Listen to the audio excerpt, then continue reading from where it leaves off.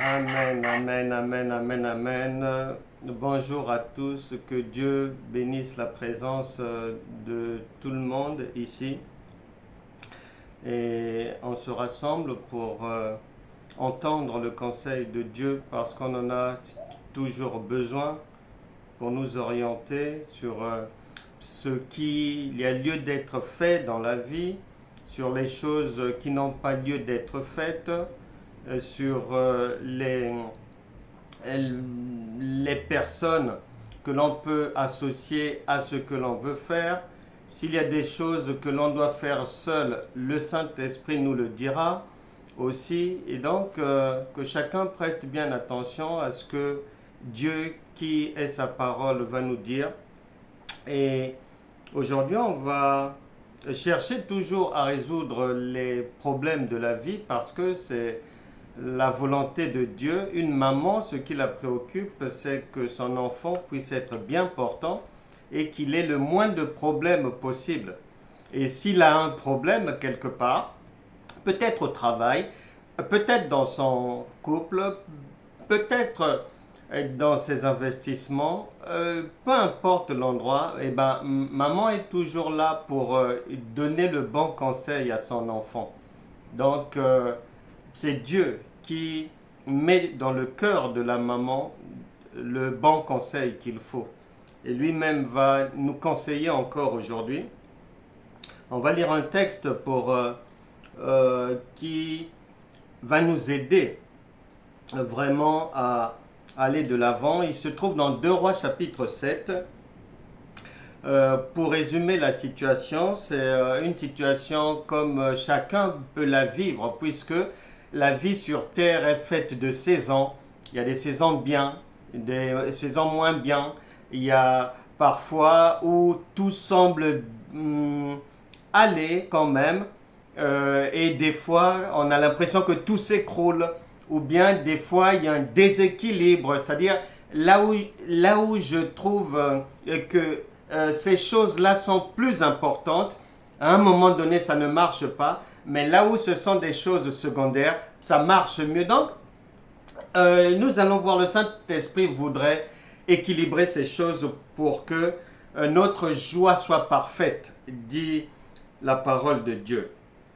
Une situation difficile, comme chacun peut la vivre, 2 Rois chapitre 7, et on va commencer la lecture à partir du verset 3. Il y avait à l'entrée de la porte 4 lépreux qui se dirent l'un à l'autre: quoi? Resterons-nous ici jusqu'à ce que nous mourions? La situation est difficile, il y a 4 personnes qui se posent des questions, il y a la famine dans le pays, et pour nous ce sont les difficultés qui peuvent nous environner.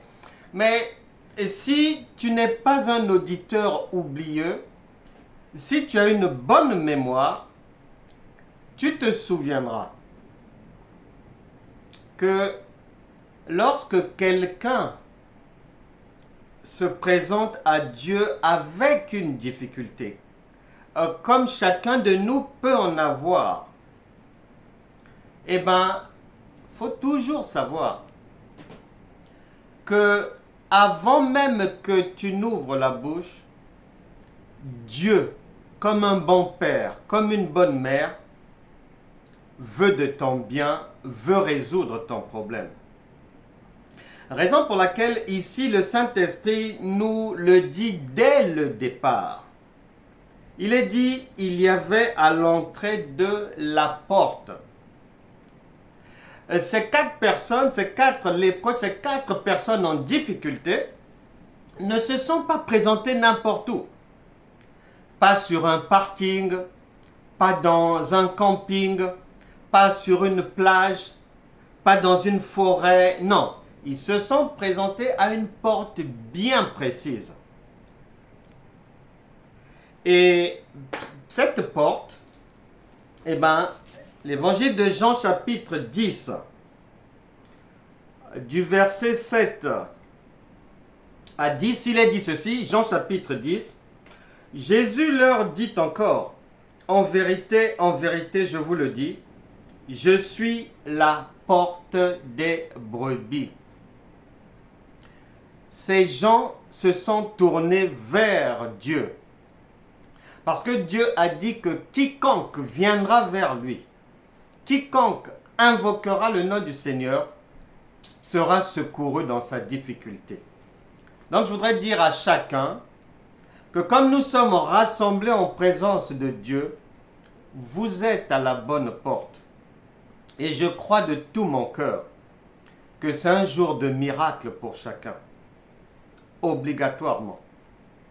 Et le Seigneur va plus loin parce que il va dire quels sont les bénéfices que quelqu'un va avoir en se présentant à la bonne porte devant le Seigneur Jésus-Christ, en faisant appel à lui. Il est dit, il poursuit au verset 8, tous ceux qui sont venus avant moi sont des voleurs et des brigands. Et tu avais peut-être été consulté des charlatans avant, des marabouts. Peut-être qu'on t'avait donné un petit talisman pour t'aider. Et beaucoup de gens sont comme ça, après avoir tournoyé à droite à gauche, et par la grâce de Dieu, on se retrouve à la bonne porte. Et le Seigneur Jésus dit que là où tu étais parti avant, c'était des voleurs, des brigands. Mais les brebis ne les ont point écoutés. Et il est dit, je suis la porte. Et tu n'es pas indéfiniment resté là-bas. Et tu n'es pas indéfiniment resté à faire le culte des morts. Donc tu n'as pas passé toute ta vie à écouter ces choses-là, à y prêter attention. Et comme les Écritures disent, tu as finalement choisi la bonne part et de te présenter à la bonne porte. Et il dit, si quelqu'un entre par moi, il sera sauvé. Il entrera et il sortira et il trouvera des pâturages. Il y aura des temps de rafraîchissement dans la vie. La vie ne sera plus comme avant. Verset 10. Le voleur ne vient que pour dérober, égorger et détruire, mais moi, je suis venu afin que les brebis aient la vie et qu'elle l'ait en abondance. Nous sommes à la bonne porte. Mais comme ces 4 frères en difficulté qui se sont présentés à la bonne porte. Et la porte, ces 4 frères ne pouvaient pas du tout se tromper parce qu'ils ont suivi une orientation bien précise de Dieu. Parce que ces 4-là, lépreux, représentent aussi les 4 évangiles, représentent la parole de Dieu et qui va nous orienter sur comment faire pour sortir des difficultés qui ne veulent pas partir. Alors, comment faire pour suivre le conseil de Dieu? Et qu'est-ce qui est agréable à Dieu pour nous de faire? Et donc, ils vont se présenter au bon endroit. Et au verset 4, il est dit, si nous songeons à entrer dans la ville, la famine est dans la ville, et nous y mourrons. Et si nous restons ici, nous mourrons également. Allons-nous jeter dans le camp des Syriens? S'ils nous laissent vivre, nous vivrons. Et s'ils nous font mourir, nous mourrons. Bien-aimés dans le Seigneur, La parole de Dieu ici nous indique clairement, tu peux être à la bonne porte, tu peux être ici, tu peux être enfant de Dieu, tu peux avoir ta Bible, tu peux écouter les enseignements, mais face à chaque difficulté, la solution à ton problème va d'abord dépendre de la décision que tu vas prendre, du choix que tu vas faire. Et le Seigneur a dit, Deutéronome chapitre 30, verset 19, « Je mets devant toi la vie et la mort, choisis la vie. » Et beaucoup parmi nous, beaucoup dans notre grande famille chrétienne, n'arrivent pas, n'en voient pas le bout souvent dans la vie, dans différents domaines de la vie, parce qu'ils ne savent pas prendre la bonne décision, faire les bons choix. Ici, s'ils avancent, ils peuvent perdre la vie, ils peuvent être perdants. Mais s'ils restent là aussi, ils peuvent être perdants parce qu'ils manquent de tout. Et de l'autre côté, à l'autre bord, là-bas, il y a la provision. Cependant, pour aller saisir cette provision, il y a un danger. Lorsque Moïse avait envoyé en éclaireur 12 enfants d'Israël, aller vérifier de l'autre côté ce qu'il y avait dans le pays, comment était ce pays. Sur 12, la réalité que les yeux ont vue ont fait peur à 10 d'entre eux. Et jusqu'aujourd'hui, chez les chrétiens, c'est pareil. Puisque la Bible déclare, il n'y a rien de nouveau sous le soleil. Ce qui a été hier, c'est ce qui est aujourd'hui, et c'est ce qui sera demain. Souvent, nous échouons parce que dès le départ, on a la trouille, on flippe, on a la frousse, on a les pétoches, on prend la mauvaise décision. On a les yeux sur la hauteur de la difficulté seulement. Mais Josué et Caleb ne voyaient pas ce que les autres voyaient. Les autres voyaient seulement ce que leurs yeux voyaient, mais Caleb et Josué ont vu ce qu'il y avait derrière. Pourquoi? Parce qu'ils savaient, en étant enfants de Dieu,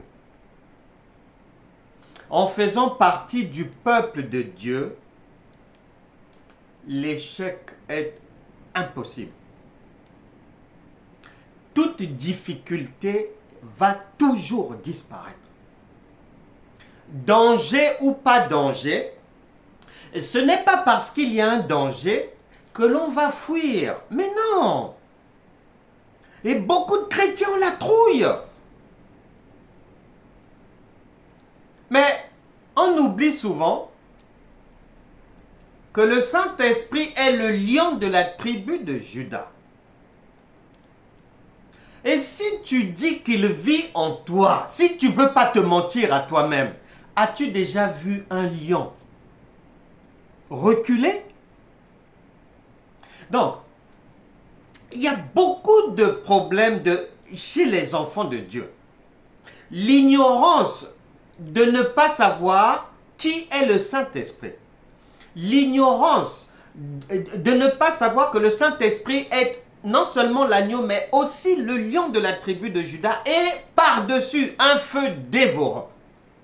L'ignorance de savoir qu'un lion ne recule pas. Ce n'est pas au lion de fuir c'est aux autres de laisser la route libre. Il doit passer. Et souvent, les enfants de Dieu face à une difficulté, dès qu'il y a une montagne, dès qu'on montre une montagne, dès qu'ils voient une montagne, on recule, on va s'asseoir et on attend que l'État fasse. L'État ne fera pas. Et c'est Dieu lui-même qui va faire en sorte que l'État ne t'aide pas. Pour t'enseigner que le Saint-Esprit qui est en toi a déjà tout ce qu'il faut pour passer à l'autre bord. Et ici, ces 4 frères sont dans une situation là, soit ils font le bon choix, ou soit c'est le mauvais choix. Et ils vont, il est dit, ils partirent donc au crépuscule pour se rendre au camp des Syriens. Ils ont décidé qu'il pleuve, qu'il neige, nous allons en avance, on doit aller saisir nos bénédictions qui sont entre les mains des ennemis. Il ne faut jamais oublier que lorsque le Seigneur fait sortir le peuple d'Israël d'Égypte, leurs yeux n'ont jamais vu Canaan. Mais ils reçoivent de Dieu l'information. C'est là-bas, là où vous allez entrer, je vous ai donné, à vous, à vos descendants. C'est un pays où coule le lait et le miel. Vous vivrez dans des maisons que vous n'avez pas bâties. Vous aurez des vignes que vous n'aurez pas plantées. Vraiment, c'est un paradis. Mais, tu découvriras que Dieu ne leur avait pas dit. Sinon, ils n'auraient pas traversé. Dieu ne leur avait pas dit que ce paradis-là, il y a des mauvaises plantes qu'il faut enlever. Il y a l'ivraie qui est là-bas. Il y a des ennemis qui sont là-bas. Il faudra les vaincre d'abord. Dieu ne le leur avait pas dit. Donc, quand les problèmes nous arrivent dans la vie, Dieu n'est pas obligé aussi de nous prévenir. Mais ce n'est pas parce que je suis enfant de Dieu que Dieu va m'informer sur tout. Non. C'est une école, je dois aussi apprendre. Et ils ont travaillé. Ils se sont battus pour enlever, pour vaincre toutes ces difficultés-là, tous ces peuples-là. Au fur et à mesure,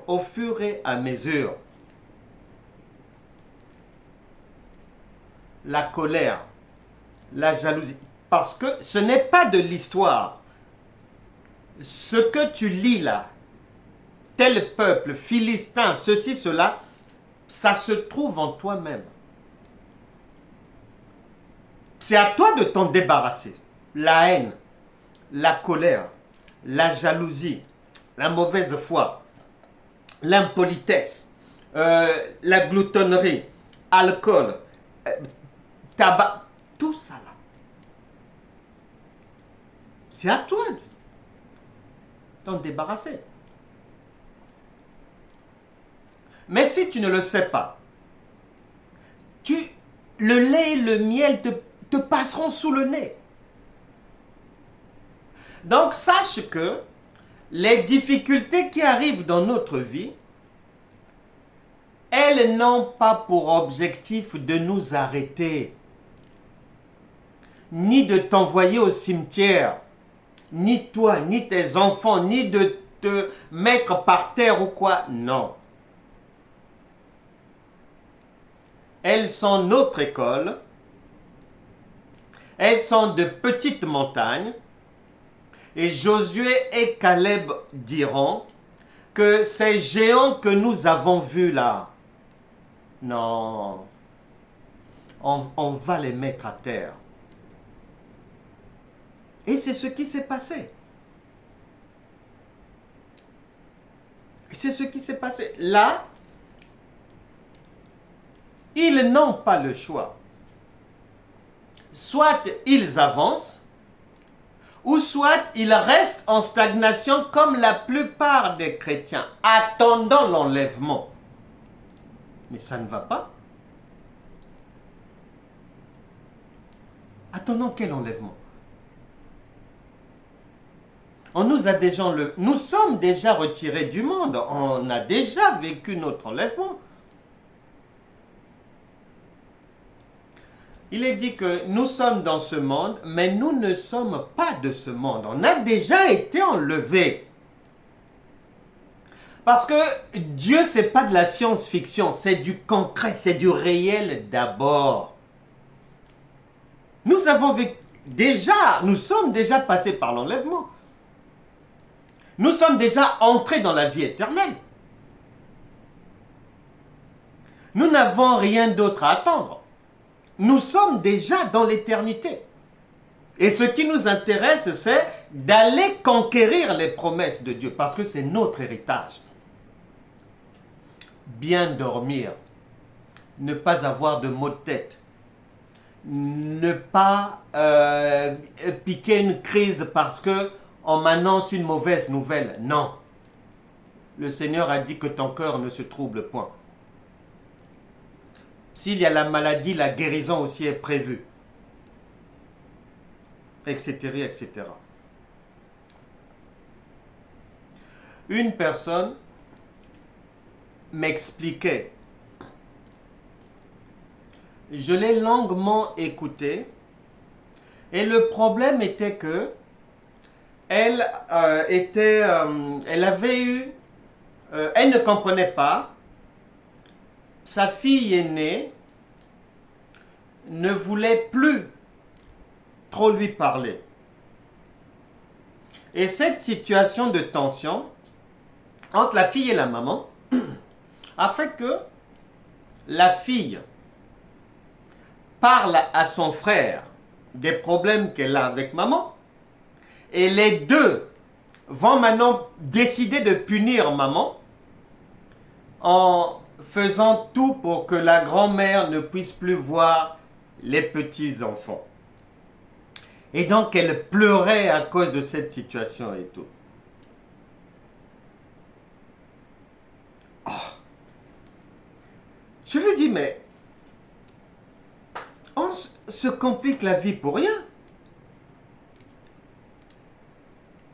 Des fois, il y a des problèmes que nous rencontrons. Que l'on soit auteur, que l'on soit victime, que cela nous tombe sur la tête, il y a de ces problèmes en fait, c'est-à-dire la solution ne dépend pas de toi. Tu n'as même rien à faire, ni parler, ni prendre tes pieds pour aller quelque part, ni prendre le téléphone pour dire... Tu n'as rien à faire parce que il y a dans la vie ce qu'on appelle le rapport de force.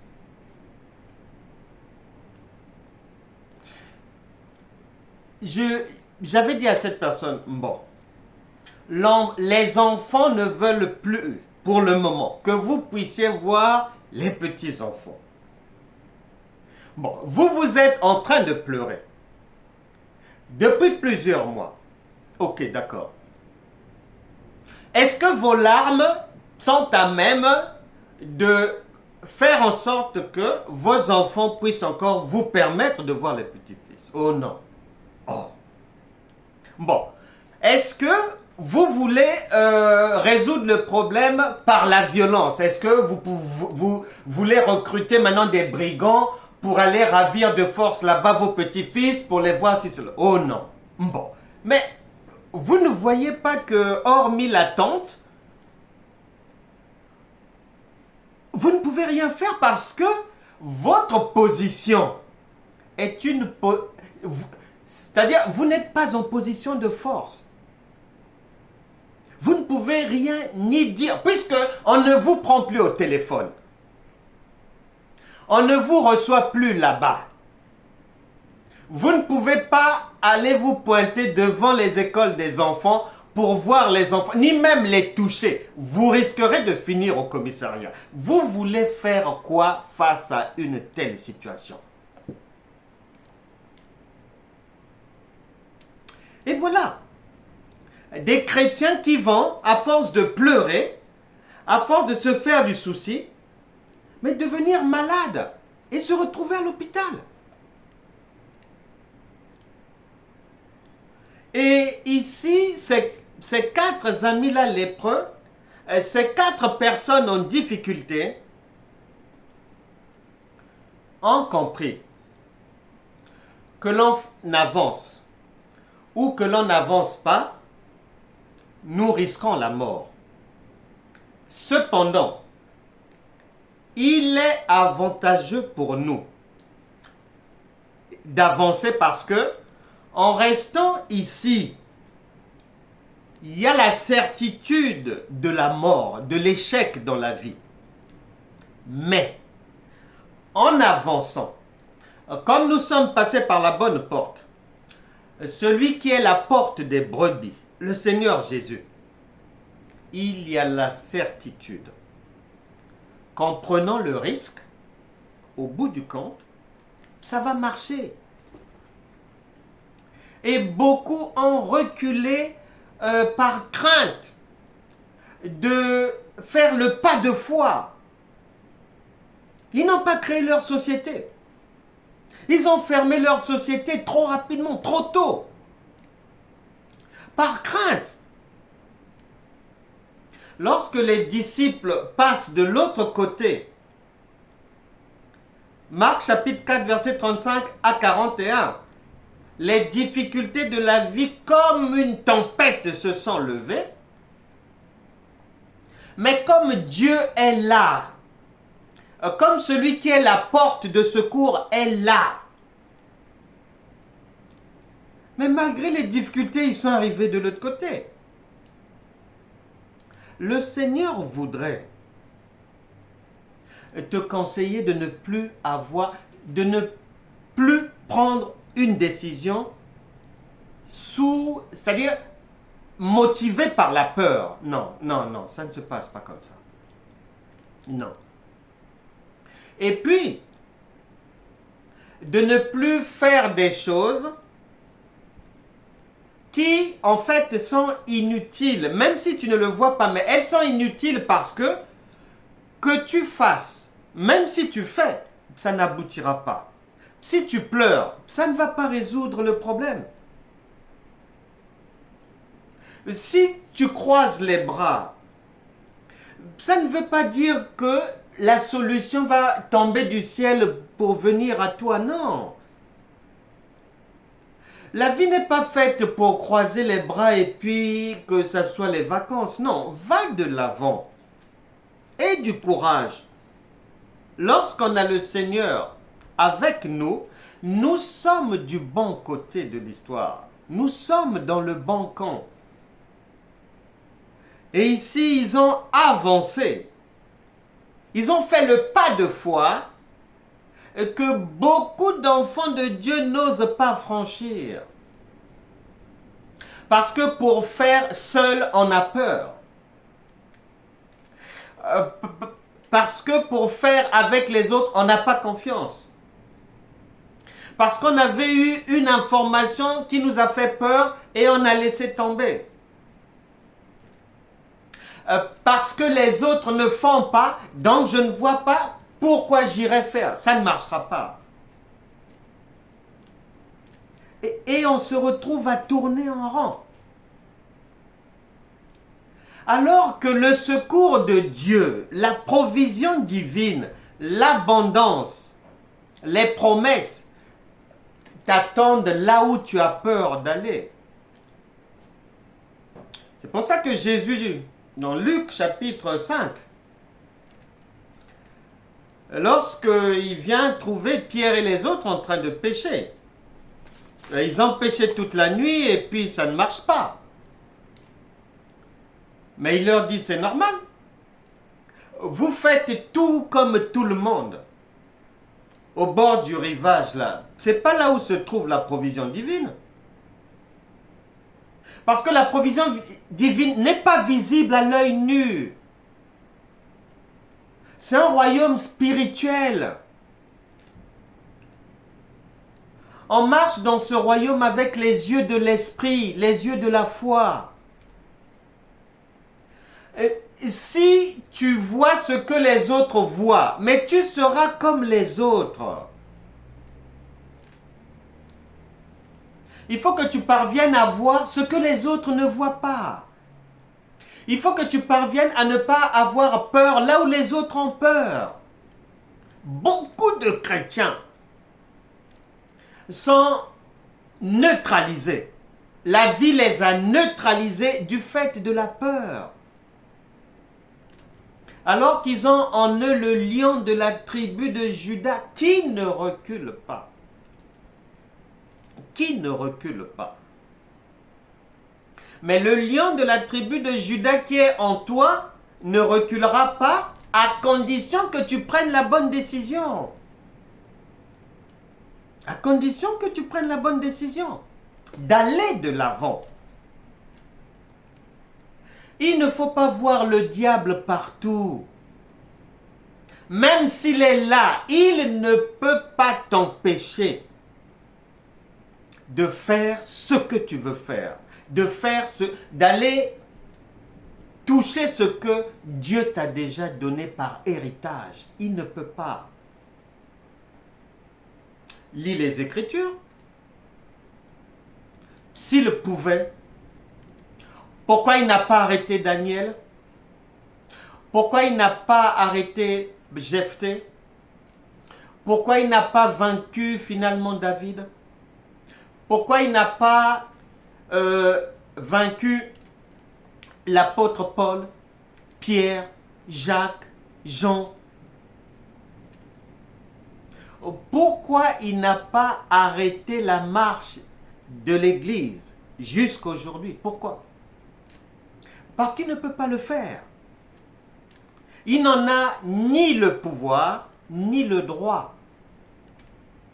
Il ne fait que jouer au trouble fait, faisant peur aux enfants de Dieu. Étant un lion sans dentition, donc il ne peut pas mordre. Inoffensif. Le lion qui a la dentition du lion, c'est celui que nous avons, le lion de la tribu de Juda. Et il ne recule pas. Et Dieu voudrait que tu avances. Peu importe la difficulté. Et ici, ils se levèrent, verset 7, ils se levèrent et prirent... Non, le verset précédent d'abord. 6, le Seigneur. Lorsqu'ils ont avancé, il est dit que le Seigneur avait fait entendre dans le camp des Syriens un bruit de chars et un bruit de chevaux, le bruit d'une grande armée, et ils s'étaient dit l'un à l'autre, voici, le roi d'Israël a pris à sa solde contre nous les rois des Hétiens et les rois des Égyptiens pour venir nous attaquer.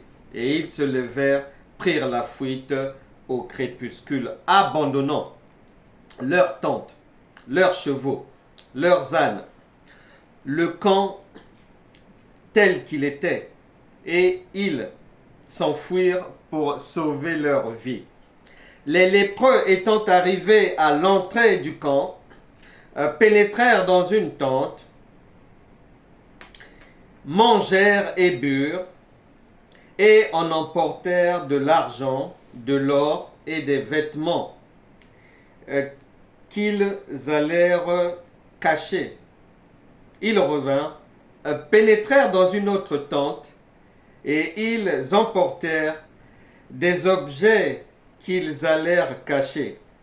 Puis ils se dirent l'un à l'autre, nous n'agissons pas bien, cette journée est une journée de bonnes nouvelles.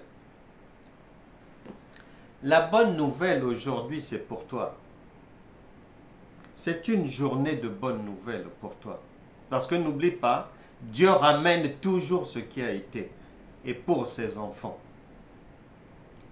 Lorsqu'ils ont fait le pas de foi, lorsqu'ils sont rentrés dans le camp des adversaires,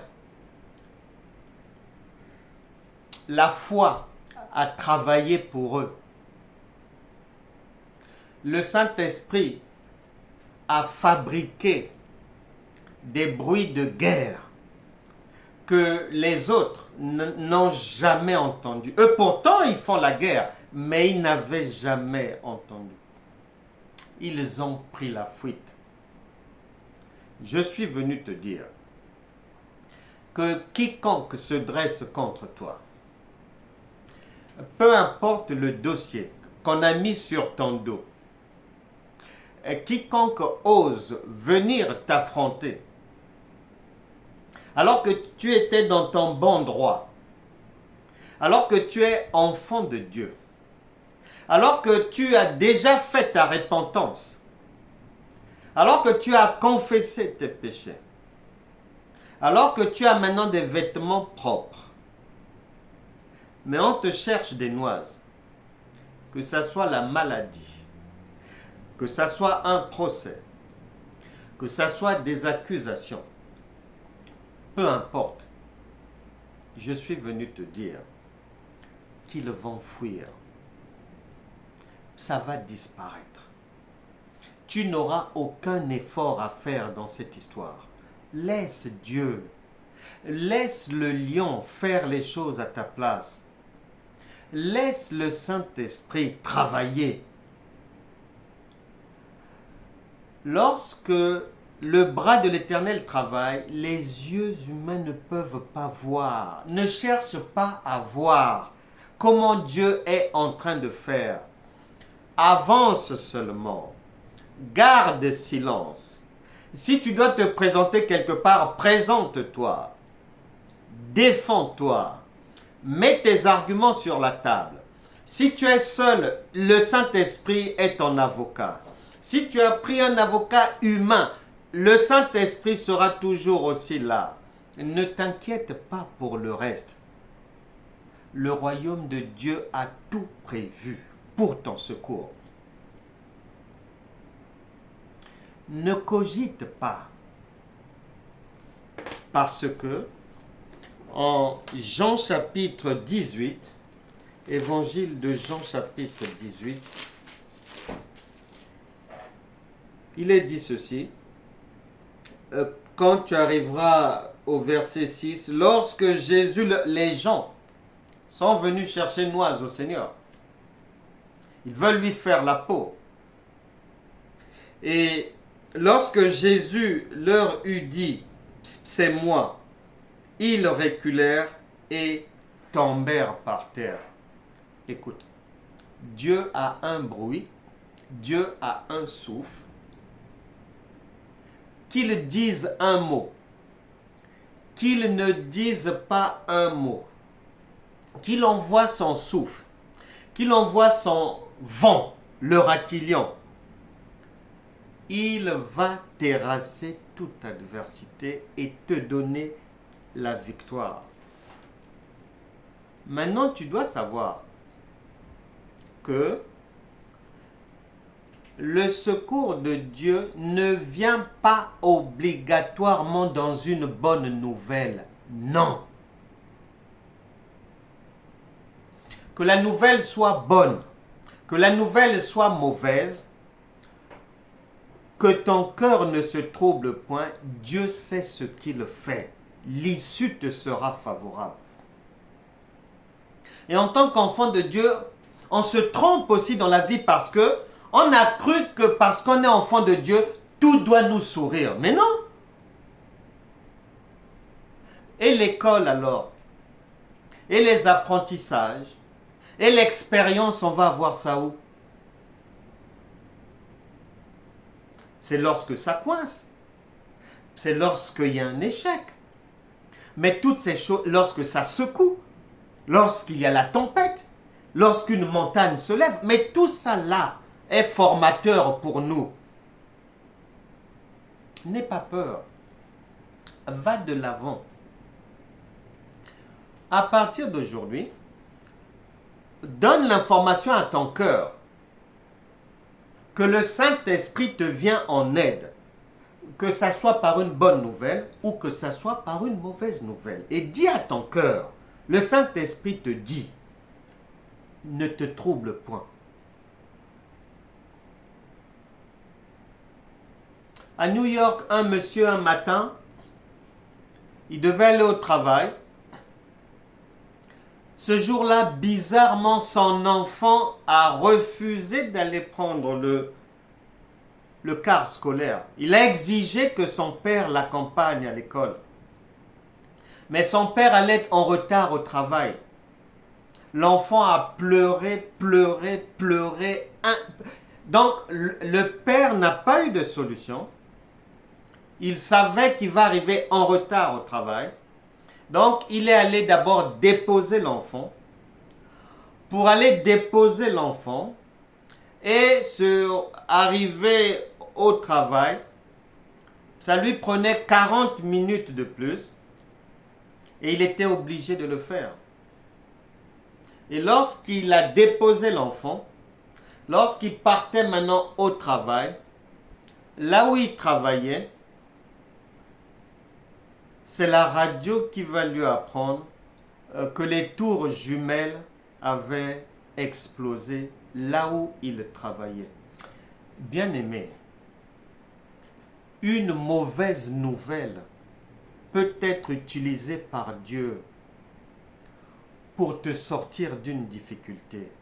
N'as-tu jamais entendu qu'il y a des gens qui n'ont pas compris, partis à l'heure, ils se retrouvent dans des bouchons et arrivés à l'aéroport, ils ont loupé leur vol. C'est à la télé qu'ils vont apprendre que ce vol avait fait un crash. Fais attention avec Dieu. Il n'a jamais dit qu'il va t'aider seulement par le bien, mais même par une mauvaise nouvelle, même par quelque chose qui va te contrarier, même par une réalité que tu ne veux pas voir. Le Tout-Puissant peut utiliser cela pour te sauver de quelque chose, pour te faire aller de l'avant. N'aie plus peur dans la vie. Ne fais pas une sélection, ne fais pas des choses. C'est pour ça que la parole dit, soyez toujours joyeux. Que les nouvelles soient bonnes ou pas, garde ta joie parce que le Saint-Esprit qui est en toi sait que là où il t'emmène, c'est pour te faire entendre la bonne nouvelle. Nous allons prier. Que chacun dispose son cœur. C'est un jour de bonnes nouvelles aujourd'hui. Nos frères, nos 4 frères, ont pris la bonne décision. Parce que Dieu nous a donné un cerveau pour réfléchir. Mais si le cerveau que Dieu t'a donné pour réfléchir, tu ne t'en sers pas. Tu réagis comme une machine. Prier, jeûner. Comme un fou, comme une folle. La vie va te passer sous le nez. Parce que le cerveau que Dieu t'a donné, c'est pour faire les bons choix. C'est pour aller dans la bonne direction. C'est pour faire le pas de foi. C'est pour aller à l'autre bord. Seigneur, nous sommes là réunis, décidés, déterminés à ne plus rester derrière, à ne plus demeurer dans les échecs. Saint-Esprit, pardonne tous nos péchés. Saint-Esprit, pardonne notre ignorance parce qu'on avait cru qu'il fallait qu'on t'attende. Or, en réalité, toi qui es la foi, tu es venu pour que nous puissions, en cas de difficulté, faire le pas de foi et te rejoindre là où tu as déjà prédisposé la provision pour nous sortir du problème. Nous avons compris cela aujourd'hui. Merci Seigneur pour la lumière. Merci Saint-Esprit pour cette bonne nouvelle. Nous savons maintenant, Seigneur, dans le nom puissant de Jésus, que toute personne ici malade est désormais guérie. Que toute difficulté qui pourchassait une personne ici, ça s'arrête aujourd'hui. Que tout rendez-vous crucial d'une personne, que tout problème de la nuit, que tout démon qui harcèle quelqu'un, que toute chose étrange dans la vie d'une personne qui l'embête, au nom de Jésus, que le lion de la tribu de Juda fasse taire toutes ces entités et réduise au silence définitif toute personne qui s'est dressée contre l'un de nous.